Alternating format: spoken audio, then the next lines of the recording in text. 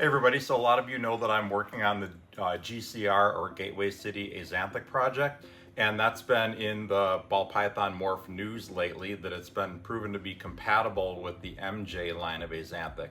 That's huge for this project because there's more morphs and more combos out there that we can plug into this project right away. So I just thought that this would be a good time to refresh the Axanthic Pied project with the Gateway City Reptiles line that I'm doing, and then I also have a big triple recessive reveal that anybody who subscribed to my channel and watched my last video would have seen my egg cutting on this project. So anyway, let's take a look at these. So years ago, I had Axanthics in my collection. I had the VPI, the TSK, and the Jolliffe line, and this is going back 10 years or more ago, and they were kind of hard to sell. People really weren't into the Axanthics, so I decided to sell out of all of them. And shortly after I did that, I started getting people asking me for Axanthics, and I just couldn't quite get myself back into the project. I always thought, well, maybe I should just buy a VPI Axanthic male, breed them to some of my multi-codom stuff, get some nice hets, and breed them back. And I just could never quite pull the trigger on doing that. So, but I decided eventually that I wanted to get back into Axanthics, and I had to, but I wanted something with a little more power than just a regular Axanthic. So I decided to go with the double recessive Axanthic Pied route. And for choosing my line of Axanthic, I decided to go with the GCR line because, first of all, it was a new line at the time. Jeff had made the Axanthic Pieds by accident, basically, and I thought it was a really nice line, really excellent colors, or lack of color, I guess, and that was the line that I chose to work with. So I've been working that project and breeding it into things over the past couple of years or few years now, and I'm just starting to produce some different combos now. So we're gonna check out the Axanthic Pied, a couple of combos, and then the big reveal at the end. So this is a typical juvenile GCR Axanthic Pied. Let's see if we can get his head to come out here. This guy hatched last year and looks really good. You can see excellent black, gray, and white colors. Just a really nice example of an Axanthic Pied. And a lot of people ask, well, what do these look like as adults? And I'm about to show you some. This is his father.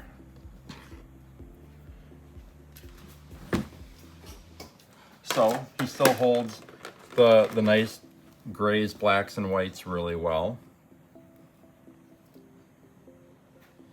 And then I also have a female adult.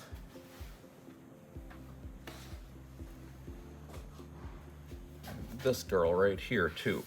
So this one has gotten a little bit of browns in her. It's pretty common for all lines of Axanthic to not be, completely black, gray, and white. They do sometimes get a little bit of browns in there.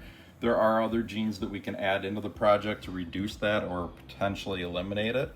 And it's just a matter of figuring out which ones go best and plug those in. So this one's got a little bit of a feistiness to her. She's been like that ever since she hatched. I got her from Jeff actually at Gateway City Reptiles a couple of years ago, and I'm just starting to breed her right now. So I haven't done too much as far as like adding new codon genes into the project yet, but I have done a couple. I produced a pinstripe pied het Axanthic a couple of years ago and started producing pinstripe Axanthic Pieds. So those, I think, this is one gene that I think having pastel or orange dream or some kind of brightening gene in there will really help a lot. I think the lemon blast or orange dream version of this will be a lot brighter colored, but I think it's a good starting point. And pinstripe pieds tend to be pretty low white, so that's kind of what you get with that. I have produced some high white ones, but most of them are pretty low white. I think the best Axanthic Pied that I've produced so far is this one. This is a pastel yellow belly GCR Axanthic Pied. So yeah, I have a yellow belly pied het Axanthic that I bred to a pastel pied het Axanthic to produce this, and just hit on all of them. This is a female. Unfortunately, I was actually kind of hoping to get a male of these, or at least a male with yellow belly and Axanthic and pied in it, but didn't hit on it last year, so I'm hoping for it again this year. So, but either way, this is just a fantastic looking snake, in my opinion anyway. Let me know what you guys think. So this is a female holdback. What you're seeing now are all of the visual Axanthic Pieds in my entire collection. I did produce a few more last year, but I sold them all. So the ones that I'm showing in this video are all of the visual Axanthic Pieds that I have. Okay, so now the ones from the egg cutting video from a couple of weeks ago. Hopefully you're only seeing this a couple weeks after the fact. So I bred, a few years ago, I bred an Axanthic Pied to a pastel clown pied, and I produced one male and two female pastel pieds that were double het for Axanthic clown. I bred them together, and the first clutch I produced 4 Axanthics and 1 pastel pied. So the Axanthic Pieds, and there's some pastel Axanthic Pieds in there too, they're het for clown, or possible het for clown, I should say. And then the pastel pied is also possible double het. And as I'm talking about this right now, I'm just realizing I did not bring those out for this video. So I've got some more Axanthic Pieds. I think I've got 2 male Axanthic Pieds, and then a pair of pastel Axanthic Pieds. I think that's what it is. So those were the first ones that come out of the triple recessive project. The second clutch, there was a smaller female. I got 4 eggs, only 3 of which ended up hatching. And I cut those in the last video and kind of showed in the egg whatever I could of them. And I wasn't 100% sure what I had in there other than one. I knew I hit on 1 triple, a pastel Axanthic clown pied. And I thought in the video I showed that I hit on a second one potentially, and I did. So this is a pastel Axanthic clown pied. It's got a little paradox spot there too. And then this is the second one.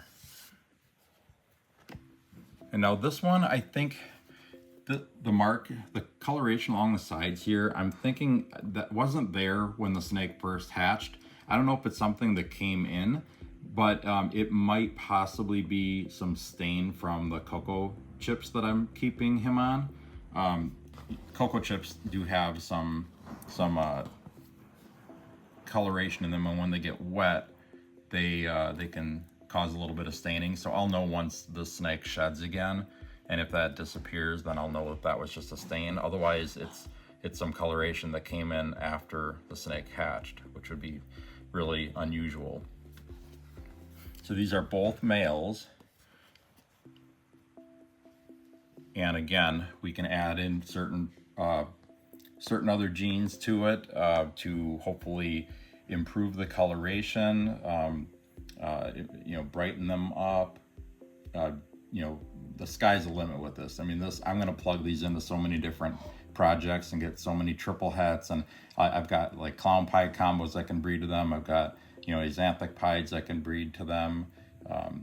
Just regular clowns. You can make.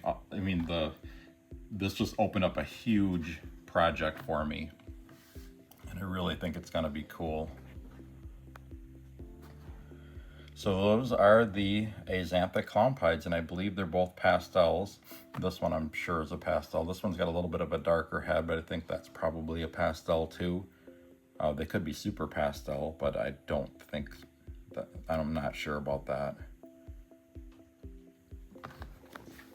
Okay, so there they are, and there are the other Axanthic Pieds. I hope you guys enjoyed that. Stay tuned for what I'm going to be producing with this project. I'm really hoping to do a lot of different things, adding a lot of different genes into the Axanthic Pied project. So the sky's the limit with it. It's an awesome project and I love it. And I know it's very popular amongst a lot of you guys too. So let me know what you think in the comments below. And I guess that's about it. I'll be back again very soon with some more cool stuff to show you. The hatching season is just starting, so I'll have a lot of really neat stuff this year.